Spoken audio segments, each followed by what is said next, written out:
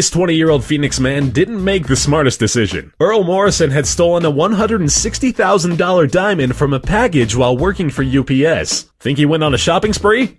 Not quite. Instead of doing so, he took the diamond and traded it for something worth 8,000 times less. A $20 bag of marijuana. Where he had expected to find cash, he found the expensive jewel. And without thinking twice or finding the right person to trade with, Morrison resorted to selling the diamond for a little bit of pot before later getting caught by police.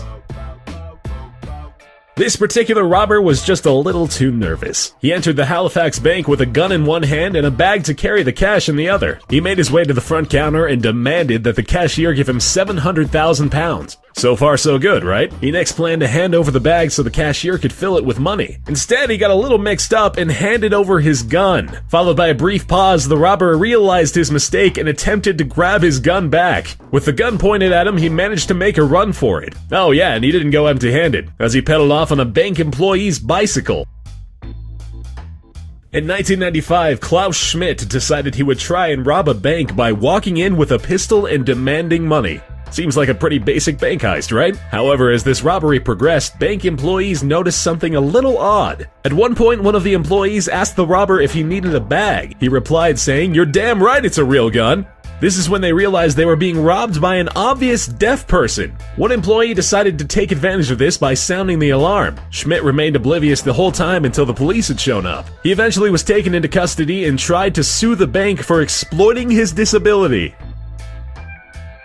Late 2009, Joey Miller, age 20, and Matthew McNally, age 23, came up with quite an ingenious plan to keep themselves disguised. But don't take the word ingenious too seriously. When these robbers decided to break into an apartment, instead of using a more traditional disguise like a mask, they chose to draw on their own faces with permanent markers. Not thinking very well beforehand, permanent markers are not an easy thing to erase. So when this so-called devious duo were pulled over by the police, they were easily recognizable.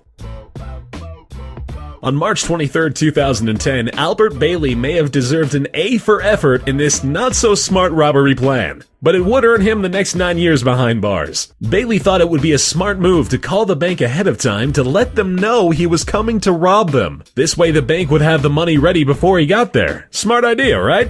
Not quite. Bailey then sent his juvenile accomplice along with a note, so the bank would know exactly who he was. At this point, bank employees had police on the phone ready. He went in demanding $100,000, but didn't get anything more than $900 before walking outside into the arms of police. A 26-year-old woman decided to go to Applebee's to have a few drinks. She looked her age, and employees said she wouldn't have needed to use her ID, but she decided to anyway. Before receiving her drink, she handed the waitress a driver's license. Whose driver's license was it exactly? It was the license of the waitress that was serving her. The waitress remained calm and cool, told the customer she was off to get her drink, and called the police instead. Earlier that year, the Applebee's employee had lost her wallet containing all of her cards and cash, which ended up stolen and never returned. This thief got exactly what she had coming to her.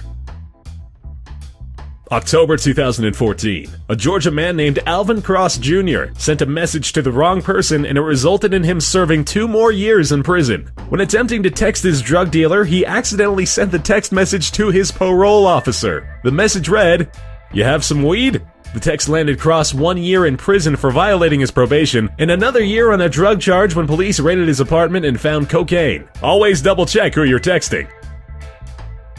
The largest bill currently in circulation in the United States is the $100 bill. That didn't stop 53-year-old Michael Fuller from going to his local Walmart and attempting to use a $1 million note. Fuller, who should have done his research, attempted to use the fake bill to purchase a microwave, vacuum, and other items totaling $476. He then expected to receive $999,524 in change. Police were eventually called. Fuller was then charged with attempting to obtain goods under false pretense and uttering a forged instrument. In 2008, 18-year-old Ruben Zarate wanted to rob a muffler and exhaust shop in Chicago. He entered the store armed with a gun and demanded all the money they had. There was one problem, though. Most of the money was in the store safe, and only the manager could open it. Luckily, the manager wasn't in, and this thief didn't have a brain. Ruben decided that he would try again later, and to save himself some time, he left his cell phone number with the store employees. That way, they could call them when the manager returned. Not surprisingly, the employees called Chicago police. When they arrived, they instructed the employees to call the robber. Zarate shortly returned to find officers waiting for him. In 2010, a burglar was found in a San Bernardino County home, but it's the way he was caught that makes this burglary so hysterical. On a late Saturday night, an Oak Hill community couple discovered the thief in their home after the husband told his wife a joke and heard a laugh come from upstairs.